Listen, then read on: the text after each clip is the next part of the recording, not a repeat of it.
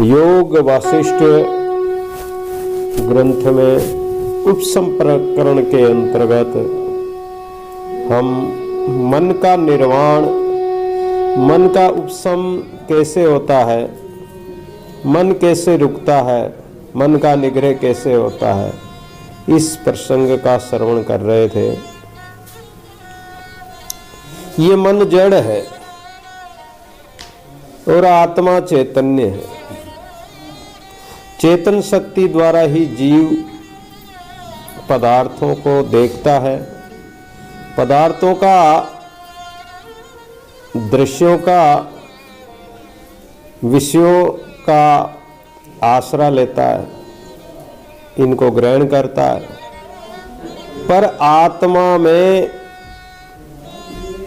ये सत्यराम ना तो कोई विषय है, ना पदार्थ है, ना कोई वस्तु है। आत्मा से इन पदार्थों का कोई संबंध नहीं है। उस चैतन्य शक्ति को पाकर मन दृश्यों का आश्रय करता, चेतन सत्ता से। अगर मन में परमात्मा की, आत्मा की जो चेतन सत्ता नहीं हो तो मन स्वयं ही असद्रूप है, चेतन सत्ता से ही जीवित रहता है। जब तक वह सत्ता उसे प्राप्त नहीं होगी तब तक वह कुछ करने की तो कौन कहे, वह उठेगा भी नहीं, उठ भी नहीं सकता। वह शक्ति पाकर और जो आत्मा की सत्ता है उस सत्ता को भूलकर फिर कुछ करता है। अगर आत्म सत्ता में स्थित रहे तो भी कुछ नहीं करेगा, लेकिन आत्म सत्ता को भूल जाता है। वो अपने आप में कर्ता बन जाता है कि मैं तो सब कुछ कर सकता हूँ, अहंकार कर लेता, अभिमान कर लेता। तो ये ही कल्पना है और इसी कल्पना के कारण वो अपना ज्ञान जो आत्म भाव है उसको तो भूल जाता है और प्रमादवश संसार के पदार्थों को अपना मानने लग जाता है। जो उसका आत्म स्वरूप था वह तो छूट ही जाता है। और यदि वो इस कल्पना को त्याग करके आत्म भाव को प्राप्त होता है तो आत्म रूप ही हो जाता है। लेकिन ये ज्ञान इस मन को कैसे हो, ये मन कैसे माने? ज्ञान के लिए सत्शास्त्र निरूपण और इंद्रिय निग्रह ही आवश्यक है। संत और शास्त्रों का अध्ययन, स्वाध्याय और उनके वचनों को धारण करके अपने इंद्रियों का निग्रह करते हुए अपने मन को जगाने की युक्तियां हैं, शास्त्र देता है, संत देते हैं, जागृत करते हैं। इस उपाय से प्रत्येक जीव की जो कल्पना, ये जो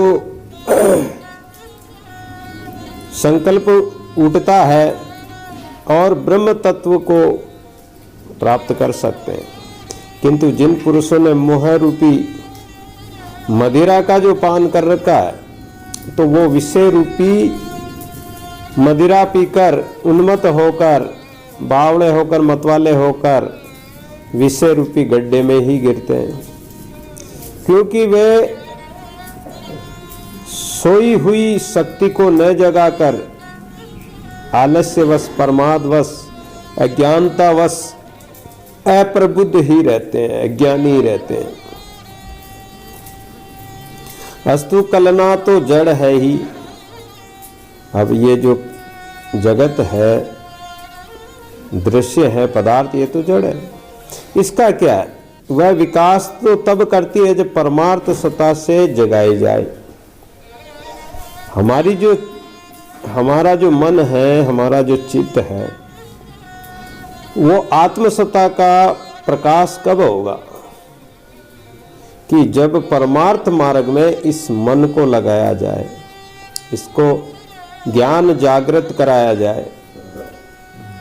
भला कहीं पाषाण की मूर्ति भी नृत्य कर सकती है? वह तो जड़ है। ऐसे शरीर में जो कल्पना होती है वो मन से ही होती है, मन जड़ है। वह चेतन का कार्य करना क्या जाने, पर इसको जो कुछ भासता है वह ऐसा ही है जैसे मृग तृष्णा का जल। इसको जगत सत्य दिखाई देता है। मृग को जो सांभर का जल है वो सत्य दिखाई देता है, झील का जल सत्य दिखाई देता है, लेकिन वो मृग तृष्णा का जल है, केवल सूर्य की किरणों से चमकता हुआ जल दिखाई देता है, जल होता नहीं। शरीर में जो प्राण शक्ति है वही सब कुछ करती है, उसी के सारे हम चलते हैं, बोलते हैं, उठते बैठते हैं। हमारे अंदर जो प्राण है वो पंच प्राण है, पंच प्राण है, पंच उप प्राण है। हमारे पलकों को उठाना, हमारे खून का दौरा करना, हमारे हाथ पैरों को उठाना और मलमूत्रादि विसर्जन करना, ये सब प्राणवायु के द्वारा होता है। डकार आना, छींक आना, धनंजय मरने के बाद में भी प्राणवायु काम करती है। तो प्राण से ही ये शरीर चलता है, प्राण ही सब कुछ करता है, उसी के सहारे हम चलते हैं, बोलते हैं, उठते बैठते। पर ज्ञान दात्री की शक्ति भी क्या है? आत्मा और प्राण का जब समागम होता है तब प्राण से मिलकर चेतन शक्ति का नाम जीव होता है। आत्मा भी हो और प्राण, इन दोनों का समागम होता है, अर्थात ये दोनों मिलते हैं तब हमारे प्राण चेतन शक्ति जो कहलाती है वो जीव है। बुद्धि चित्त मन उसी को कहते हैं। मन 4 प्रकार का होता है, चतुष्ट अंतःकरण होता है, मन बुद्धि चित्त और अहंकार। तो ये बुद्धि भी वही है, चित्त भी वही है, मन भी उसी को ही कहते हैं। पर इस नाम की संज्ञा कल्पना अज्ञान से, और अज्ञानी को जैसा दिखाई देवे उसके लिए वो वैसा ही है। परमार्थतः न तो कुछ हुआ और न मन बुद्धि न शरीर ही कुछ है। न परमार्थ किया न भजन किया, मन बुद्धि शरीर से कुछ भी परोपकार परमार्थ नहीं किया। और ज्ञान द्वारा देखो तो ये है भी कुछ नहीं, जड़ है। लेकिन इनके माध्यम से तुम अद्वैत आत्मा में स्थित हो सकते हो। सारा संसार और काल तथा क्रिया आत्मा का ही रूप है। संसार भी आत्मा से बना, काल भी आत्मा से बना, और जो क्रिया हो रही है वो भी आत्मा की है। वह आत्मा अस्ति नास्ति सब कुछ है और आकाश से भी निर्मल, उसमें कोई कल्पना नहीं है। वह सब सत्य रूप है, उसका कोई पद नहीं है। इससे असत्य है और अनुभव से जाना जा सकता है, इससे सत्य भी है, पर वह सर्व कल्पनाओं से परे है। जब ऐसे अनुभव का ज्ञान हो तब मन नष्ट हो जाता है। जगत कुछ है ही नहीं, जगत को तिनके से भी, यानी तिनका तो कुछ है लेकिन जगत तो कुछ भी नहीं है। इस प्रकार जगत को समझोगे और आत्मा को ही सत्य समझोगे तो ये जगत नष्ट हो जाता, मन की कल्पना भी नष्ट हो जाती है। हे राम, इस मन ने ही सारे संसार का पसारा फैला रखा है। चेतना शक्ति जब संकल्प के समक्ष होती है तब उसी को मन कहते हैं। इस प्रकार जब वह निर्विकल्प चित्त सता संकल्पवश मलिन होता है तब उसका नाम कल्पना है। ये मन ही तो मलिन होता है, संसार के दृश्य पदार्थों में लगकर, संकल्पों में लगकर, और जगत की कल्पना कर लेता है। तो वह मन जब घट पटादि के समान परिच्छिन्न भेद को प्राप्त होता है, और जब ये मन घटपट यानी घट जो अपना शरीर है और इसके भेद को समझना, इसमें लगे रहना, तो ये जब तक ये क्रिया शक्ति प्राण संसार का ज्ञान है, ये संयोग का नाम संकल्प का करने वाला मन होता है। इन सबको जानने वाला क्या है? मन है। कभी तो ये मन बहुत सूक्ष्म हो जाता है और कभी विस्तार रूप बना लेता है, कभी छोटा हो जाता है, कभी बड़ा हो जाता है, कभी प्राण रूप हो जाता है, कभी ज्ञानवान हो जाता है। तो ये सब संयोग संकल्प करने वाला ये मन ही है। बस यही मन जगत का बीज है। उसको क्षीण करने के दो उपाय है, एक ज्ञान तत्व को जानना, दूसरा प्राण रोकना। इस मन को अगर रोकना है तो कैसे रोकोगे? ज्ञान तत्व से, परमात्मा को तत्व रूप से जानना कि वो तात्विक रूप से क्या है परमात्मा। दूसरा हमारे प्राणों को रोकना प्राणायाम द्वारा, श्वास के द्वारा। प्राण शक्ति का निरोध होने पर भी मन लीन हो जाता है, मन रुक जाता है, शांत हो जाता है, क्योंकि प्राण के साथ ही मन लगा हुआ। प्राण के बिना मन भी कैसे चलेगा? तो जब प्राण को रोक लेंगे तो मन परमात्मा में आत्मसत्ता की तरफ भागेगा कि अगर अब थोड़ी देर प्राण और नहीं चले या प्राण रुके रहे तो मैं तो रहूंगा ही नहीं, मेरा तो अस्तित्व ही नहीं रहेगा। तो ये भय के मारे परमात्मा की तरफ जाता। दूसरा, सत्य शास्त्र द्वारा ज्ञान तत्व से भी मन रुक जाता है।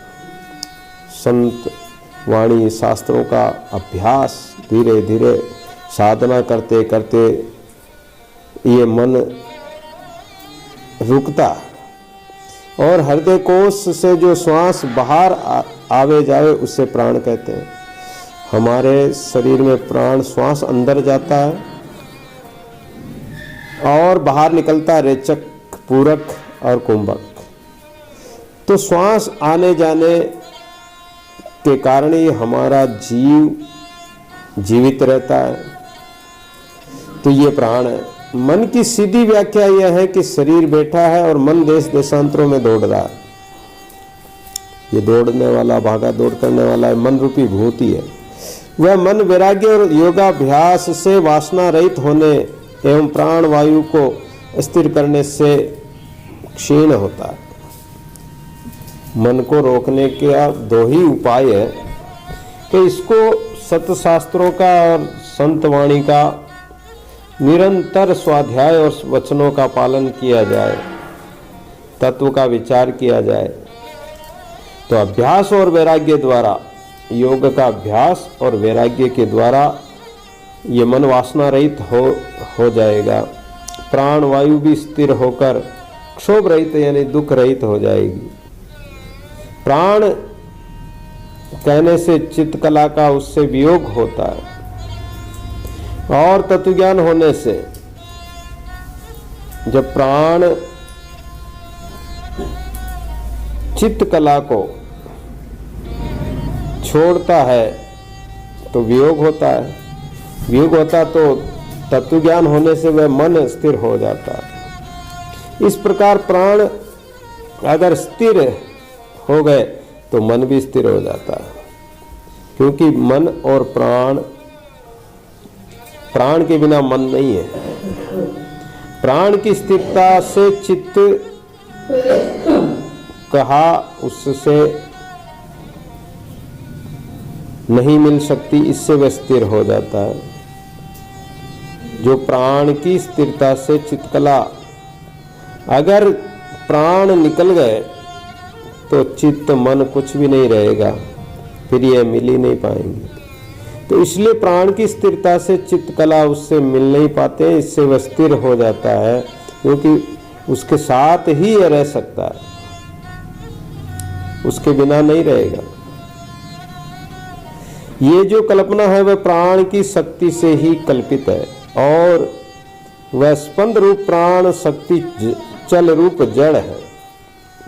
प्राण भी जड़ है, किंतु आत्मसत्ता चैतन्य रूप स्वतः स्थित है। जो हमारी आत्मा की सत्ता है वो सदैव चैतन्य रूप है और अपने आप में स्थित है। मन का ज्ञान मिथ्या है। मन संसार का ही मनन करता है। मन विषय वासना में जाता तो इसका ज्ञान मिथ्या होगा। क्योंकि वह संकल्प ही से उत्पन्न हुआ है, और यदि संकल्प ही नहीं उठे तो मन कहाँ से आएगा। इसलिए तुम सांसारिक भय से भयभीत न हो। ये मन कुछ नहीं कर सकता, परंतु आवश्यकता है इसको नष्ट करने की, क्योंकि ये बड़ा दुष्ट है। इसके समान तीनों लोकों में भी कोई दुष्ट नहीं है। सम्यक ज्ञान होने से ये मृतक हो जाता है, अन्यथा ये चित्त तो मिथ्या और अनर्थ का कारण है। इसलिए तुम इसको मत धारण करो अथवा संकल्प मत उठाओ। संकल्प का नाम तो मन है, अन्यथा ये कुछ भी नहीं है। तो मृग तृष्णा की नदी के समान ही ये मिथ्या है, पर बिना ज्ञान के हुए इसका अभाव नहीं हो सकता। ये मन मृतक नहीं हो सकता। इस मृतक का जब तक अभाव न होगा, इस मन का, ये मन मृतक नहीं होगा, तब तक आत्म तत्व का अनुभव ही नहीं होगा। पर है बड़ा आश्चर्य कि शरीरहीन और आधार ध्येय रहित होते हुए भी ये जगत को भक्षण कर जाता है। ये मन का कोई शरीर थोड़ी है, ये तो सूक्ष्म शरीर में आता है, इसका शरीर भी नहीं है, स्थूल शरीर भी नहीं, और ये दूसरे के आधार पर रहता है, शरीर के आधार से रहता है, आत्मा के आधार पर रहता है, लेकिन दूसरे के आधार पर रहकर भी सारे जगत को ये नचाता रहता है। इसके पास कोई जाल नहीं है, पर सबको जाल में, माया के जाल में फंसा रखा है। इसके पास कोई सामग्री, बल, तेज, विभूति, हाथ पांव नहीं होते हुए भी ये लोगों को मार देता है। होशियार रहो, मन मारेगा। दादू जी महाराज ने कहा कि अरे जीवों होशियार रहो, ये मन मार देगा, तो मिट्टी में मिला देगा। परंतु केवल मूर्ख प्राणी ही इसके चंगुल में आते हैं, और वो सोचते हैं कि हम तो इस मन से बंधे हुए हैं, माया में बंधे हुए हैं।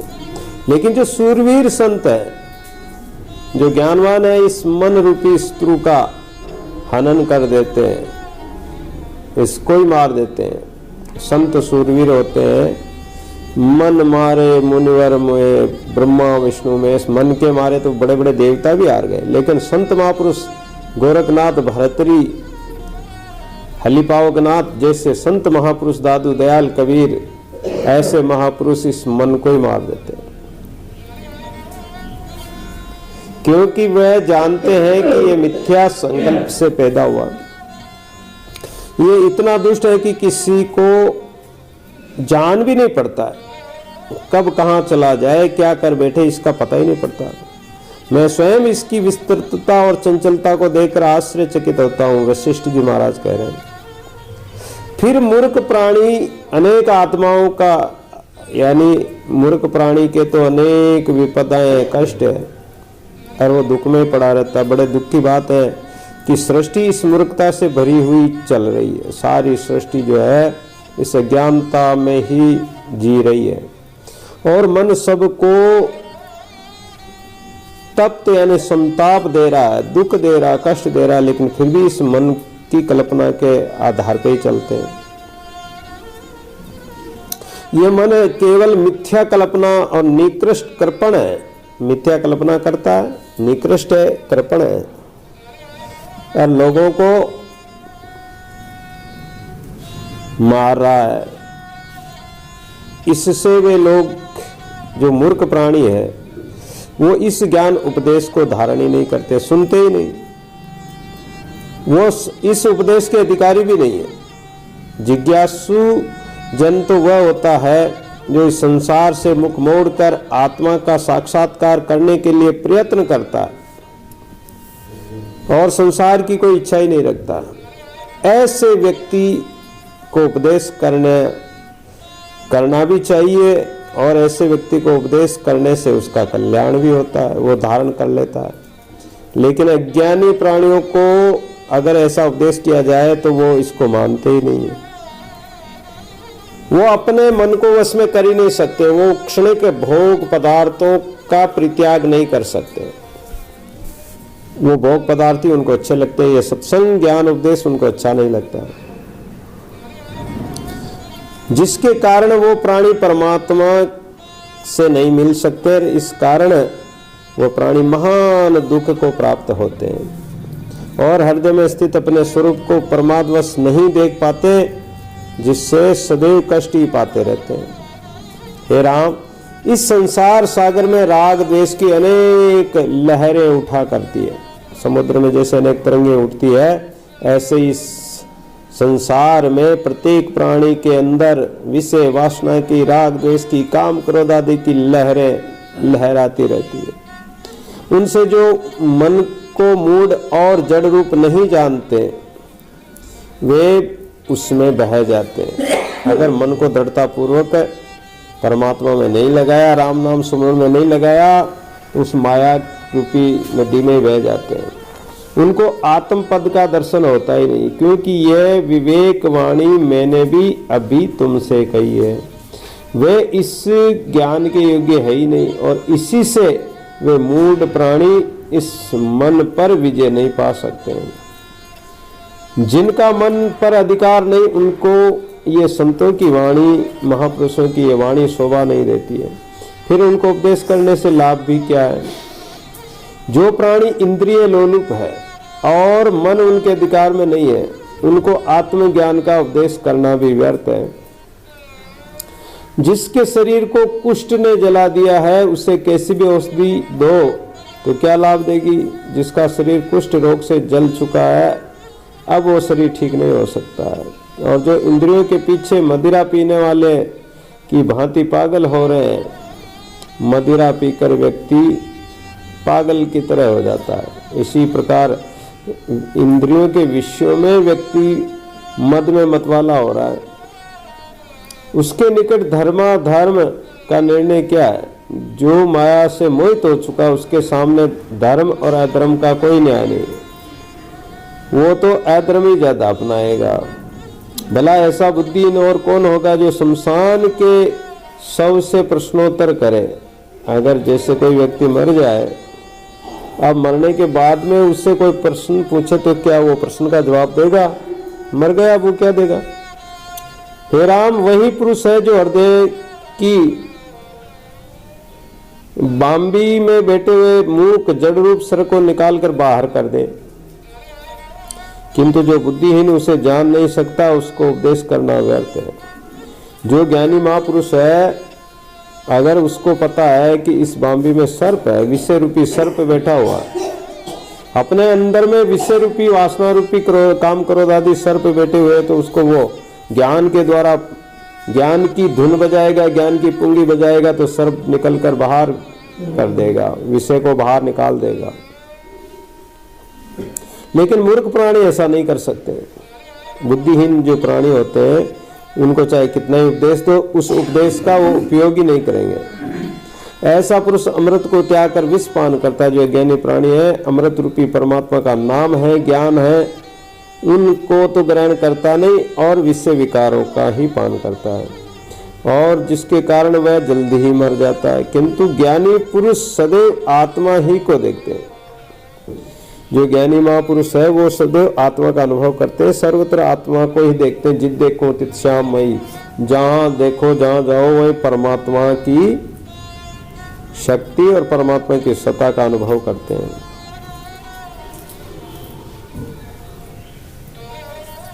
वे जानते हैं कि इंद्रियां अपना अपना कर्म कर रही और जीव को उससे कोई बंधन नहीं है।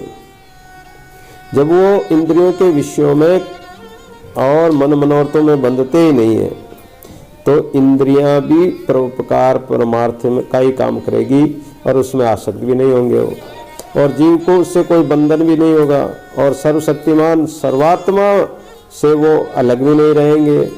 मन इस प्रकार संसार से अलग हो जाता है। हे राम, मूर्खों को देखकर मुझे दया आती है और मैं विचारता हूँ कि ये विचारे इतने दुखी क्यों रहते हैं, और वह दुख देने वाली वस्तु क्या है जिससे वे इतने संतप्त रहते हैं। तब मुझे पता लगता है कि वे मूर्ख प्रमादवश दुखों की परंपरा को ही प्राप्त होते हैं, अर्थात दुखों को छोड़ना ही नहीं चाहते, और बुद्धिहीन शरीर पाकर समुद्र के बुदबुदे के समान संसार में उत्पन्न होकर मर जाते हैं और नष्ट हो जाते हैं। फिर उसके लिए करना क्या है? वे तो महान तुच्छ और पशुओं से भी नीच है। भला कोई पशुओं, मच्छरों और जलचर जीवों के मृतक होने पर भी कोई शोक करता, विलाप करता है? ऐसे अनेक जीव नष्ट होते रहते हैं, उनके लिए कोई शोक विलाप नहीं करते हैं।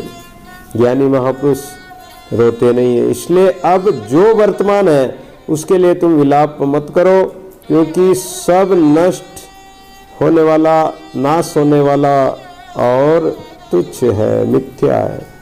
समय पर काल उन सब को भक्षण करेगा। जगत में जितनी मृत जातियां हैं, भूत जातियां हैं, जो मरने वाले हैं, वो काल सब को निरंतर रूप से जीर्ण कर रहा है, और समय पाकर वो भी जब पक जाते हैं तब यहाँ से छोड़ जाते हैं। और दूसरी ओर अनेक जीव उत्पन्न भी होते हैं, जितने मरते हैं उसके अनुसार उत्पन्न भी होते रहते हैं, और कोई रुदन करते हैं तथा कोई सुख और दुख दोनों ही भोगते रहते हैं। तिसमें पापी तो पापों के दुख से निरंतर ही मरता है, दुख पाता है। सृष्टि में बार बार जन्मना, मरना और नष्ट होना उसका बना ही रहता है, उनकी कोई संख्या नहीं है। जैसे संसार में कोई व्यक्ति जवान अवस्था में खूब कमाता है, खूब खाता है, खूब उपभोग करता है भोग पदार्थों का, लेकिन जब बुढ़ापा आ जाता है, जब क्या होता है? वो चाहे किसी पद में था, चाहे कोई अधिकारी था, ऑफिसर था, कुछ भी था, बड़े पद पर था, बड़ी प्रतिष्ठा वाला था, लेकिन जब बुढ़ापा आता है तो उनकी क्या हालत हो जाती, क्या दुर्गति हो जाती, शरीर की क्या स्थिति हो जाती। वो अधिकार, वो पद, वो धन संपत्ति, वो माया इत्यादि कोई भी उसके काम नहीं आते। जैसे हमारे यहाँ बल्ब लगाते हैं, लाइट में जैसे बल्ब है, लट्टू कह दो, ट्यूबलाइट कह दो और कुछ कह दो, और ये बल्ब जब फ्यूज हो जाते हैं, खराब हो जाते हैं, तो फिर इनका क्या महत्व होता है? इनको फेंक देते हैं, एक तरफ पटक देते हैं, उसका कोई महत्व नहीं है। उसी प्रकार जब वृद्ध अवस्था आ जाती है, जो बुढ़े हो जाते हैं, फिर उस समय उनका कोई कुछ महत्व नहीं समझता है।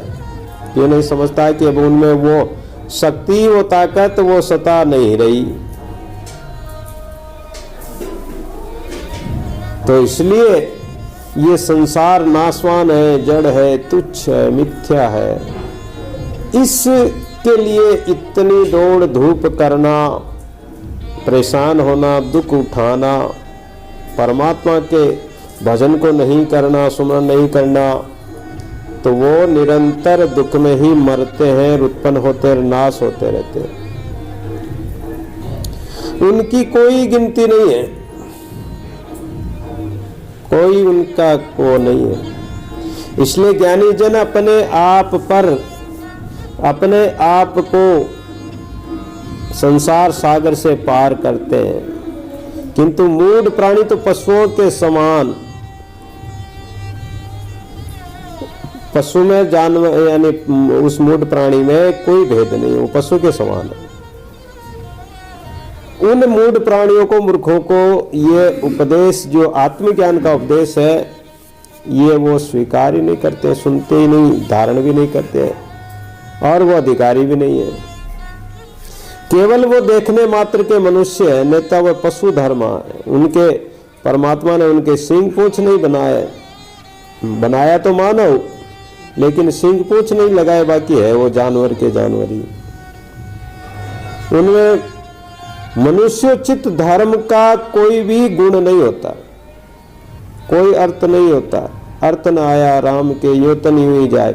ये शरीर अगर परमात्मा के हेत नहीं लगा तो अर्थहीन हो गया, सारहीन हो गया, कोई सार नहीं निकला। इससे वे संतों की वाणी को, सत्संग को सुनते भी नहीं और वो योग्य भी नहीं है। जैसे ठूटा वृक्ष सूखा वृक्ष होता है, वैसे ही वो मूर्ख प्राणी होते हैं। ठूट पेड़ से पक्षी भी उड़ जाते हैं। जो पेड़ सूख जाता है, जिसके फल नहीं लगते हैं, सूख जाता है, तो उससे पक्षी भी उसको छोड़कर चल देते हैं। और उस ठूट की छाया भी नहीं होती है, क्योंकि पत्ते इत्यादि हरा ही नहीं होता, तो उसकी छाया नहीं होगी, तो उस के नीचे भी लोग जाकर नहीं बैठेंगे, वो अर्थहीन हो जाता है।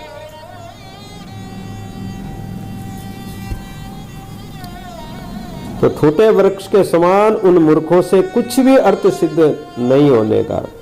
वे चित्त के खींचने पर वैसे ही उस और विषयों में बह जाते हैं।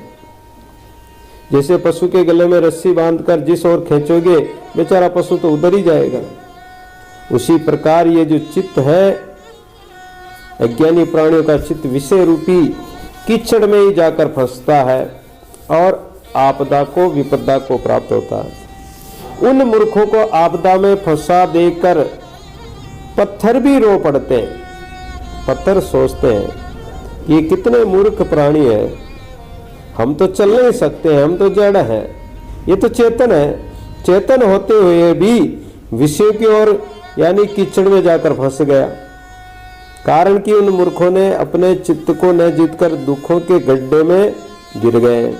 परंतु जिसने चित्त को बंधन से निकाल लिया है, वे बड़े भाग्यशाली हैं। उनके समस्त दुखों का नाश हो जाता है और संसार में फिर उत्पन्न नहीं होते हैं, फिर जन्म मरण के चक्कर में नहीं पड़ते हैं। इससे बिना चित्त पर विजय पाए दुखों का नाश नहीं हो सकता है। यदि चित्त जीतने से सुख न प्राप्त होता तो बुद्धिमान जन इसमें प्रवृत्ति क्यों होते। ज्ञानी महापुरुष घर परिवार माया मोह के कुटुंब कीचड़ को छोड़कर और भक्ति करने क्यों जाते। जब बुद्धिमान जन इसके लिए प्रवृत्त होते हैं, तब निश्चय जान लो कि हमारा चित्त भी इसी प्रकार वश में होगा और मन रूपी भ्रम का नाश होने पर आत्म सुख अवश्य प्राप्त होता है। जो महापुरुष इस माया मोह रूपी कुटुंब कीचड़ को छोड़कर भक्ति के मार्ग में लगे, तो वो दुनी दुखी हम देखता साधु न सदा आनंद। दुनिया तो दुखी है, लेकिन संत तो सदैव आनंद में रहते हैं। 10 दिन दिवाली, 30 दिन त्योहार, भद्रा तभी जाने जब रुस्से करतार। संतों के तो 10 दिन ही दिवाली रहती है, 30 दिन त्योहार रहते हैं, वो रोज ही उत्सव मनाते हैं। हे राम, मन कुछ भी नहीं है, केवल मिथ्या भ्रम से ही कल्पित मान लिया और आत्मसत्ता का विस्मरण करने से ही ये मूढ़ता को प्राप्त होता है। भूल जाता है अपने स्वरूप को। इसी भूल से हृदय में मन रूप सर्प विराजता है। ये मन क्या, एक तरह का सर्प है। इस मन रूपी सर्प को बिल में से निकालना हो तो विवेक रूपी गरुड़ के उदय होने से ये सर्प भाग जाते हैं, डर के मारे। गरुड़ के भय से ही डर जाते हैं। विवेक रूपी अगर गरुड़ आ जाए, कहीं सर्प हो, तो वो इधर उधर सब छिप जाते हैं।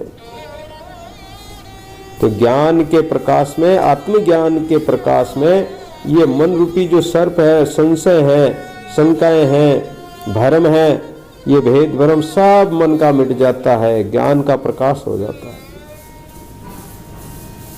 पर अब तुम जागे हो और सब कुछ जानने लगे हो। वशिष्ठ जी महाराज कहते हैं कि हे राम, अब तुम्हारे चित्त में भी जागृतता आ गई है, मन जागृत हो गया है, अब तुम जाग गए हो।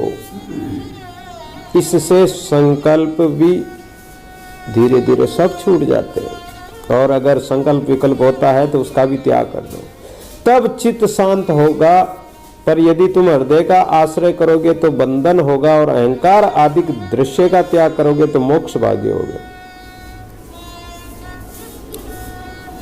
अहंकार किसी भी दृश्य पदार्थ शरीर का अहंकार करोगे तो बंधन होगा, और अगर इनका अहंकार का इनका त्याग कर दोगे तो मोक्ष के भागी हो जाओगे।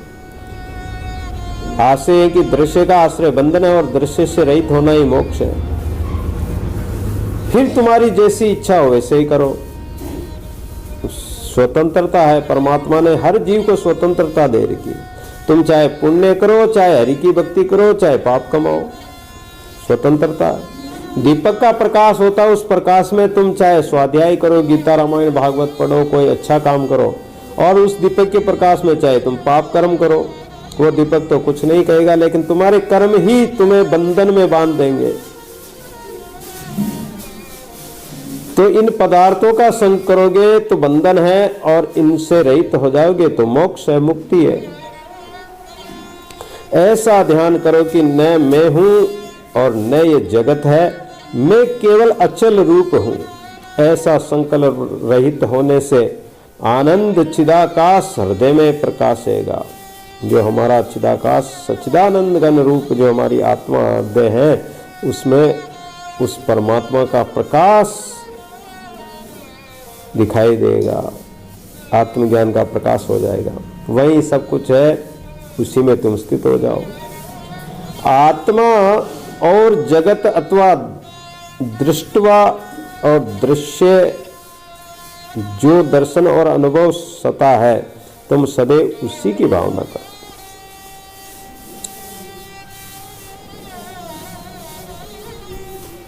वही आत्म तत्व है, तुम उसी में तन्मय हो जाओ। दृष्टा और दृश्य के मध्य में अवलंब रहित साक्षी रूप आत्मा है, जो हम दृष्टा बनकर देखते हैं और जो दृश्य दिखाई देता है, इसमें बीच में हमारी ज्योति, आंखों की ज्योति, वही तो दिखाती है। आंखों में ज्योति नहीं तो कैसे देखोगे? तो इसी प्रकार जो दृष्टा परमात्मा है और ये हम जो दृश्य है, हमारा शरीर संसार ये दृश्य है, इस दोनों का जो संगम है, इन दोनों को जो दिखा रहा है, अनुभव करा रहा, वो ही परमात्मा है, वो साक्षी आत्मा। इस आत्मा के स्वरूप को ही अनुभव करना है। हे राम, संसार भाव और अभाव रूप दोनों ही हैं, इसलिए तुम इसकी भावना को परित्याग करके और भाव रूप आत्मा है उसी को अपनाओ, उसी में दृढ़ता पूर्वक लगो और उसी की भावना करो। वास्तव में तुम्हारा असली स्वरूप वही आत्मा है। फिर दृश्यों के प्रपंच के परे जो वस्तु शेष हो, यानी ये प्रपंच जो दिखाई देता है, ये जगत प्रपंच है, पांच तत्वों का ये प्रपंच है। ये दृश्य जगत है, ये कृत्रिम है, बना हुआ है। तो इसका परित्याग करने पर, इसका त्याग करते जाओ कि ना तो जल है, ना वायु है, ना शरीर है, संसार कुछ नहीं है, तो शेष क्या रहेगा? अपना स्वरूप ही रह जाएगा। वही आदि अंत से रहित है, वो सदैव रहने वाला है, वो परमानंद स्वरूप भी है। परंतु चित्त भाव को ग्रहण करना अपार दुख है। अगर चित्त के द्वारा जो चिंतन की हुए पदार्थ है, वस्तु है, पदार्थ है, इनको ग्रहण करोगे तो अपार दुख की प्राप्ति होगी, और चित्त रूपी संकल्प ही बंधन है। मुक्ति पाने के लिए अपने स्वस्वरूप के ज्ञान युक्त बल से उस बंधन को काट देना चाहिए, अन्यथा आत्मा को त्याग कर संसार में संकल्प विकल्पों को लेकर कोई सुखी नहीं हो सकता है। किंतु आत्मा ही एक ऐसा ज्ञान उत्पन्न होने से चैत्य चित्त और चेतना का सर्वदा अभाव हो जाता है। ये जो चित्त जो संसार में जागृत होता है, संसार में जो इसकी चेतना है, मन की जो चेतना संसार में है, ये सब नष्ट हो जाती है जब आत्मा में लग जाता है, आत्मस्वरूप का अनुभव करता है। तो फिर वो यही कहता है कि मैं, जो अज्ञानी प्राणी है वो क्या करता है? वो कहता है कि मैं तो आत्मा नहीं हूँ, मैं परमात्मा का स्वरूप नहीं हूँ, मैं तो जीव हूँ। और जब ऐसी कल्पना करे वही चित्त है, यानी संसार का ही चिंतन करने वाला, देह शरीर को ही मानने वाला वो चित्त है। चित्त से अनेक कष्ट प्राप्त होते हैं। तो इस चित्त को उपशम करना है, शांत करना। जब तक ये इससे उपशम नहीं होगा, शांत नहीं होगा, तब तक इसके दुख नहीं मिटेंगे। और जब ये मान ले कि मैं तो वास्तव में आत्मा हूं, जीव नहीं हूं, और वास्तव में सत्य भी यही है, तो उस परमात्मा से अलग कुछ है भी नहीं, उस परमात्मा से भिन्न कुछ भी नहीं है। इसका नाम ही चित्त उपशम है, अर्थात चित्त की शांति तभी होगी। उपशम यानी उप यानी समीप। इंद्रियों के द्वारा जो बहिर्मुख इंद्रियां हैं वो अंतर्मुख होकर हमारा चित्त मन उपशम हो जाए, उदासीन हो जाए, शांत हो जाए और अंतर्मुख हो जाए, आत्मज्ञान के प्रकाश से प्रकाशित हो जाए, तो वो उपशम कहलाता है, वो अवश्य शांत हो जाता है। ये मन सब शरीर के भीतर स्थित है और ये जब तक रहता है तब तक जीव को बड़ा भय देता है।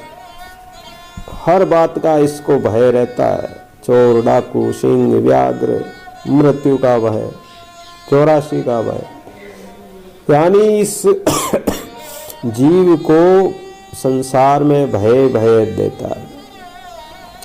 इसके कारण ये परमार्थ योग कर ही नहीं सकता। और अगर किसी के पास आत्मा का ज्ञान है, गुरु का ज्ञान है, तो ज्ञान रूपी खड्ग से, तलवार से ये इस भय को काट देता, निर्भय हो जाता। दादू सेवक राम का निर्भय न डराई, वो निर्भय हो जाता। मन न रहेगा तब भय भी नहीं रहेगा। मन के कारण ही तो भय होता है। मन को स्वार्थ है। मन ने जिसके साथ संबंध मान रखा है तो उसके वियोग का भय है। मन ने जिस धन को अपना मान रखा तो उसके लूट जाने का भय है, चोर डाकुओं का भय है। इस शरीर को अपना मान रखा तो इसके मृत्यु का, मरण का भय है। इसके कारण ही तो भय होता है। और जब ये अपना माने ही नहीं, मन ही नहीं है, तो किस बात का भय? वो तो निर्भय हो जाता है। क्योंकि यही भ्रम मात्र उत्पन्न हुआ है। हे राम, जब ये चित्त रूपी बेताल निकल भागेगा तब तुमको भय कुछ भी नहीं व्यापेगा। जब ये शरीर से ये चित्त रूपी बेताल है, ये माया रूपी जो ये भूत है, ये भाग जाए, ये मन रूपी भूत भाग जाए, अर्थात ये शांत हो जाए, तो फिर किसी बात का भय नहीं है। अब मेरी वाणी को सुनते सुनते तुम मन पर विजय पा चुके हो, इसलिए अब सब तृष्णा को त्याग कर शांत रूप से हो जाओ। वशिष्ठ महाराज ने राम जी को कैसा सुंदर उपदेश दिया कि ये मन की जो तृष्णा है, अभिमान है, ये मन चित्त ही तो संसार का बीज है। इसी से सारा संसार उत्पन्न होता है, तृष्णा से ही, चित्त शक्ति से ही। और चित्त उत्पन्न होता है तब कल्पना द्वारा ये मोह से जगत प्रकट करता है और जगत में मोह उत्पन्न हो जाता है और वह मोह संसार का कारण है। दादू मोह संसार का विहरे तन मन प्राण। ये जीव के जब मोह प्रकट हो जाता है तो ये आवागमन के चक्कर में पड़ जाता है। इस जीव की तृष्णा ऐसी लग जाती है, तृष्णा रूपी ऐसी जहर की बेल फैल जाती है कि ये उसको देख देख कर ही मूर्छित हो जाता है। विषय वासना संसार के पदार्थों को देख देख कर ही मूर्छित हो जाता है। ऐसा कहा है कि कनकते कनक अधिकाय, मादकता अधिकाय। जिससे कनक कहते धतूरा को। कोई व्यक्ति अगर धतूरा खा जाए, धतूरा के बीज खा जाए तो मूर्छित हो जाता है, उसको बेहोशी आ जाती, मर भी सकता है। धतूरा, आग धतूरा कोई खाता है तो उसको नशा भी हो जाता है, ऐसा खाने वाले जानते हैं। लेकिन उससे भी ज्यादा नशा माया में, धन में है, सोना चांदी। कनकते कनक अधिकाय, मादकता अधिकाय, यानी कनक सोने को भी कहते हैं। अगर किसी को सोना मिल जाए तो उसका नशा उसको बहुत अधिक हो जाता है। वो सोने के नशे में, सोना चांदी धातु इत्यादि के नशे में अपने आप को कुछ नहीं मानता हो, दूसरों को भी नहीं गिनता हो, अपने आप को तो न जाने कितना बड़ा वो बादशाह मानने लग जाता है। और तृष्णा के वश वो मोह इतना बढ़ा लेता है कि मैं तो स्वर्ग पाताल का राज कर लूं। तृष्णा अत्यधिक उनकी बढ़ती ही जाती है। 10 रुपए वाला 1000 की सोचता है, 1000 वाला लाख करोड़ अरब खरब असंख्य पृथ्वीपति हो जाए, स्वर्ग का राज मिल जाए तो सोचता तीनों लोगों का ही राज कर लूं, 14 भुवनों का ही मैं ही राजा बन जाऊं, बादशाह बन जाऊं, सारी सृष्टि का मालिक बन जाऊं।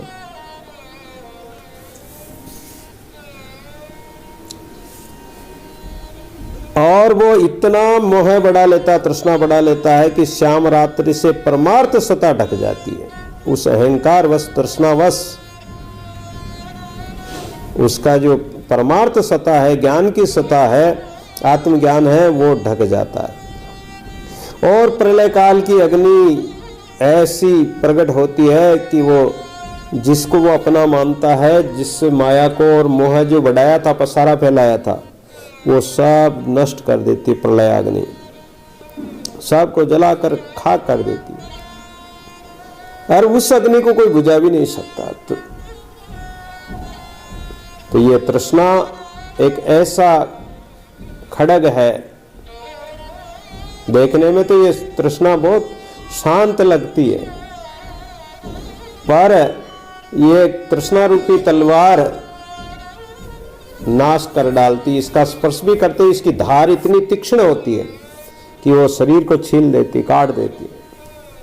तृष्णा रूपी एक नदी है, जो इस नदी में बड़ा विवेक यानी प्रवाह वेग होता है, तो बड़े बड़े किनारों के बड़े बड़े पेड़ भी कट कट कर उनकी जड़ें कट जाती है, मिट्टी कट जाती है, और वो बड़े बड़े पेड़ भी उस तृष्णा रूपी नदी में बह जाते हैं। बड़े बड़े जो बड़े बनने वाले हैं, राजा महाराजा चाहे कोई भी बड़े बनते हैं, वो इस तृष्णा रूपी नदी में बह जाते हैं और भयंकर दुखों को, पापों को प्राप्त होते हैं। वह तृष्णा रूपी फूल का ही फल मिला उनको, उस फूल की सुंदरता में मोहित हुए। इस कारण ये तृष्णा रूपी श्वान है, कुतिया जैसे होती है, कुतिया ऐसे चित्रूपी ग्रह में बैठी हुई, कभी छोटी कभी बड़ी हो जाती। इसके उत्पन्न होने से मनुष्य महादीन हो जाता है। कोई व्यक्ति जैसे किसी के घर में जाए, वहां अगर कोई काटने वाली कुतिया बैठी हो तो व्यक्ति दीन हो जाता है और उसके सामने वो कुछ नहीं कर सकता। इसी प्रकार ये जीव भी इस तृष्णा रूपी श्वान के आगे भयभीत हो गया। कोई कैसा भी दरिद्र जीव हो, चाहे कृपण क्यों न हो, यदि वह तृष्णा से रहित है तो उसे बड़ा ऐश्वर्यवान समझो। दरिद्र कब होता है? कि जिसके असंतोष होता है, जिसकी तृष्णा बढ़ गई, वही दरिद्र माना गया और वही दुख उठाता है। और जिसके तृष्णा है ही नहीं, किसी प्रकार की कामना है ही नहीं, तो वो तो बड़े शांत भाव से, और सबसे बड़ा धनी वही है। क्योंकि जिसको इस सर्पिणी, तृष्णा रूपी सर्पिणी ने नहीं खाया है, वास्तव में उसी के प्राण और शरीर स्थित है। और जिसको ये तृष्णा रूपी सर्पिणी खा गई, वो तो नष्ट हो गए। उसी का हृदय शांत है जिसको इसने नहीं खाया था, जो बच गए इससे। अन्यथा जिस शरीर रूप वृक्ष में तृष्णा रूपी गुण लग जाए, जैसे लकड़ी में अगर गुण लग जाए, जो गुण लागे काट को लोहे लागे काट, जैसे लकड़ी में गुण लग जाए तो वो लकड़ी खत जाती है, आटा हो जाता है। लोहे के जंग लग जाता तो वो भी गल जाता है, खत्म हो जाता है। इसी प्रकार हमारे घट में भी ये तृष्णा रूपी जो गुण लग जाए तो इस शरीर को खोखला कर देती, विषय वासना खोखला कर देती है। उसकी पुण्य रूपी हरियाली नष्ट, जो पुष्प इत्यादि फल इत्यादि सब उस वृक्ष के सूख जाते हैं और वह कभी खिल नहीं सकता, क्योंकि सूख ही जाएगा, ठोट हो जाएगा। ये तृष्णा रूपी डायन है जो कलेजे को काट कर निकाल देती है। ये माया रूपी डायन ऐसी है, ये डायन सबको खा जाती है, जिससे प्राणी उत्साह और बल रहित होकर महादीन हो जाता है। इसका जो उत्साह है, शक्ति है, वो सब खत्म हो जाता है। और ये अमंगलमयी तृष्णा जीवों के हृदय में प्रवेश कर कृतज्ञता को प्राप्त करती है। व्यक्ति के अंदर ऐसी कृतज्ञता आ जाती है, किए हुए उपकार को नहीं मानना और भजन सुमरण कुछ नहीं करना, किसी की सेवा नहीं करनी। तो ये तृष्णा ने ही सारे जगत को, यहाँ तक कि विष्णु भगवान को इंद्र के लिए वामन रूप धरा कर बलि के द्वार मांगने के लिए विष्णु भगवान को वामन रूप धारण करके जाना पड़ा। और भगवान बलि के द्वार पर जाकर कहते हैं कि भगवान भगत भर दे रे झोली, तेरे द्वार खड़ा भगवान भर दे रे झोली। भगवान विष्णु को मांगना पड़ा तृष्णा के कारण।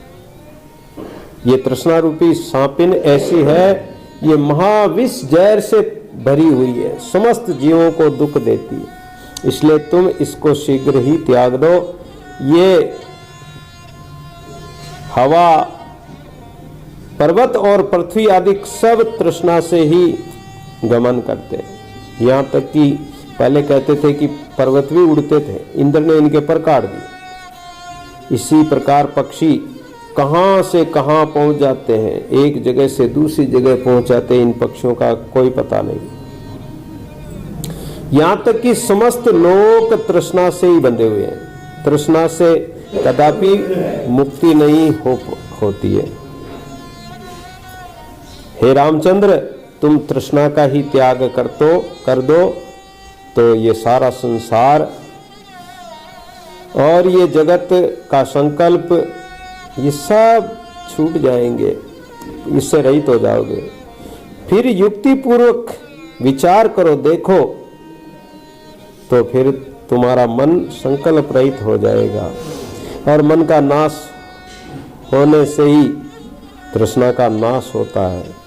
मन का नाश हो गया, मन ही जब शांत हो गया, मन ही रुक गया, तो फिर तृष्णा कहाँ से रहेगा। तृष्णा भांडनी, ये तृष्णा क्या भांडनी है।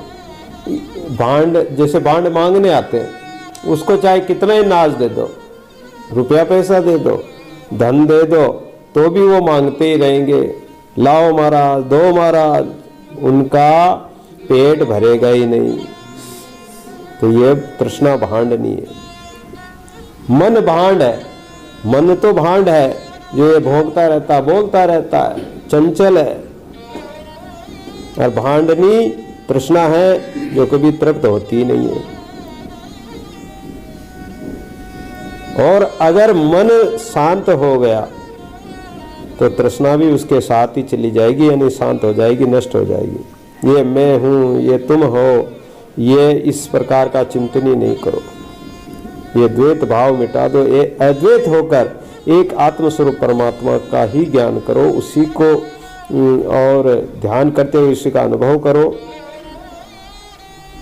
और ये जो संसार के दृश्य माया मोह है, इनका परित्याग करके केवल अद्वैत भावना द्वारा परमपिता परमात्मा का अनुभव करो। और परमात्मा के ज्ञान द्वारा, परमात्मा के अनुभव द्वारा, आत्मज्ञान के द्वारा जो आप परमात्मा का प्रकाश है उसका अनुभव करते हुए परमात्मा में मिल जाओ।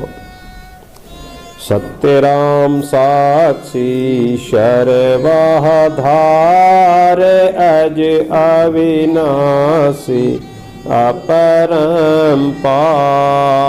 सत्य राम साक्षी सर्वधार अज अविनाशी अपरंपार।